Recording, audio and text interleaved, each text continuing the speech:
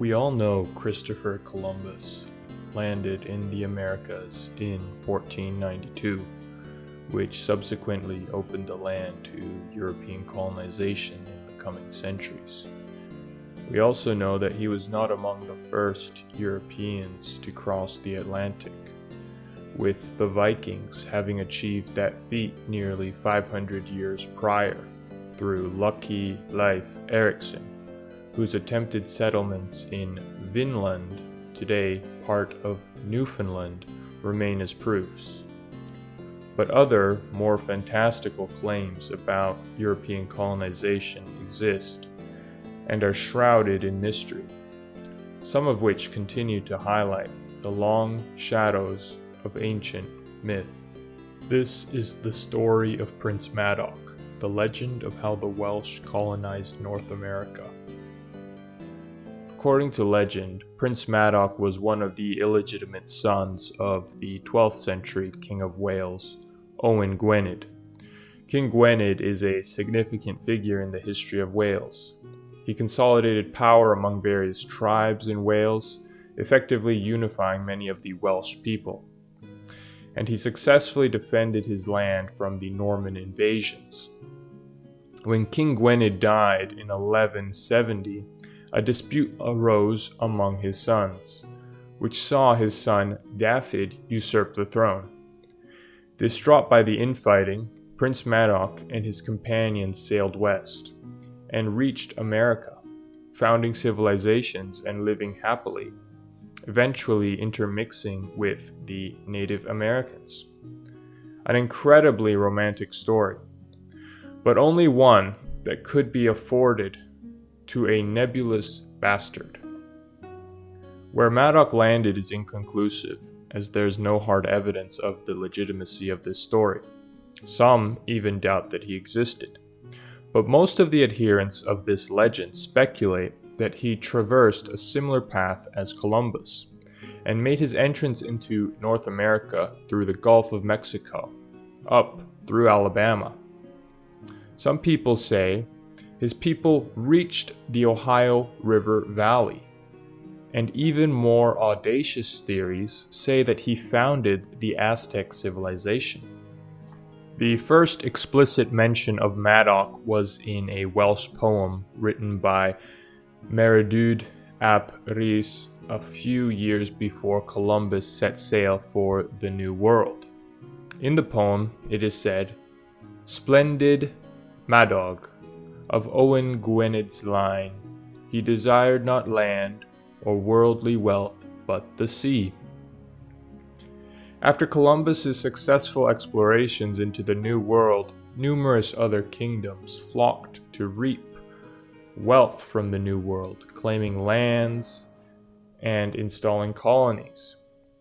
It is here that the legend of Madoc flourished, as it gave the English a sense of legitimacy in claiming the Americas. The stories of Madoc and so-called Welsh Indians filled the minds of many settlers, many who claimed to have spoken Welsh with some Indians. 17th century settler Reverend Morgan Jones was one such, claiming that he was freed from the Doeg tribe of Virginia after speaking Welsh. Proponents of this legend also point to certain blue-eyed and blonde Indians, likely of the Mandan tribe, residing in the Great Plains. Other claims have been made, including phonetic similarities between Native American languages and Welsh, breastplates resembling a 12th century Welsh coat of arms, and structures said to have been built by Welsh settlers. All of these claims were diverse and scattered, yet were not properly verifiable. So the ambiguity of Madoc's legend permeated, so much so that the third president of the United States, Thomas Jefferson, instructed Lewis and Clark to specifically inquire about Welsh Indians when they went on their westward expedition. Lewis and Clark being the famed American explorers who were known for their westward exploration. In the following centuries, Madoc's legend lived on through poetry and fiction, most notably Robert Southey's poem, Madoc. Attempted scholarly research has been done, and there still are to this day many adherents to this theory. However, most today regard the legend as a hoax. The legend of Madoc comes from a similar vein of fantastic theories of pre-Columbian discoveries, such as the theory that ancient Phoenicians of the Mediterranean had contact with the Americas. Alleged artifacts such as coins and markings on rocks have endorsed this theory. However, like much of the supposed evidence that backs Madoc's legend, these claims were never independently verified and are likely hoaxes. A prominent pseudo-Aristotelian text, which translates to "on marvelous things heard," which is now widely considered as not written by Aristotle, but only attributed to him, espoused this theory. In the text, it is said, "Far across the ocean lay a great island, discovered by the Carthaginians. That island had forest and all kinds of navigable rivers and different kinds of fruits. The Carthaginians frequented the island because of its riches, and some even inhabited it.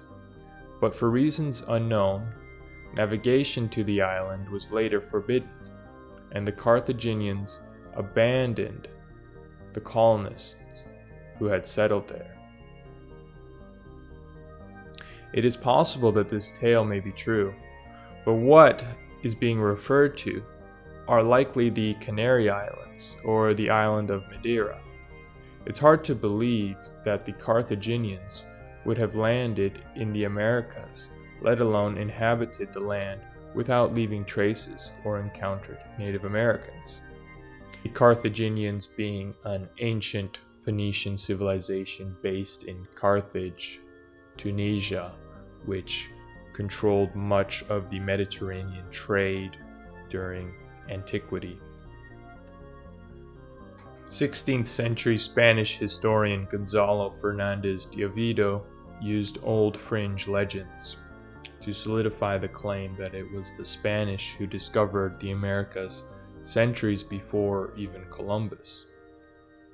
Fearing disputes over pre-Columbian legitimacy, the Spanish used the legend of the mythical pre-Christian Spanish king Hesperus to claim the Americas as having always been Spanish. Few, if any, sources that mention Hesperus, this pre-Christian Spanish king, other than de Oviedo.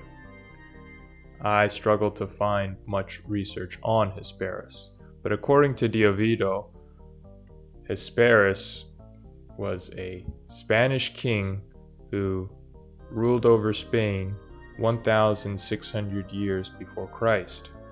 And during this time, the Hesperids, which are a mythical Greek/Roman islands that are supposedly in the Atlantic, which many believe are just the Canary Islands once again. But supposedly, during Hesperids' time, Spain had control over these islands. And from that, de Oviedo makes the large jump that Hesperus also had control over the Americas. Though these theories are fascinating, there's not enough legitimacy to truly entertain them.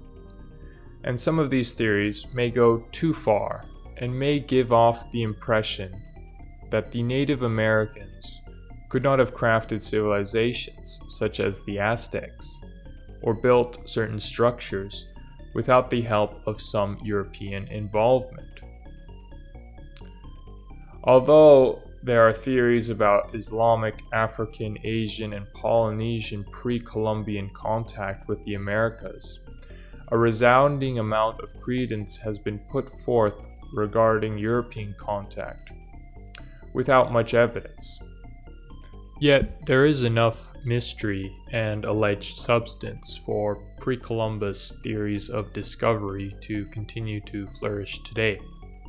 In 1953, members of the Daughters of the American Revolution, a group of women descended from American revolutionaries, saw it fit to install a plaque in Mobile, Alabama, which eulogizes Prince Madoc. Mobile, Alabama, of course, being the place where Madoc supposedly landed. The plaque was, however, removed in 2008. The legend of Madoc lives on in the names of towns, streets, poems, and books, but the truth is, we will likely never know the historicity of these claims.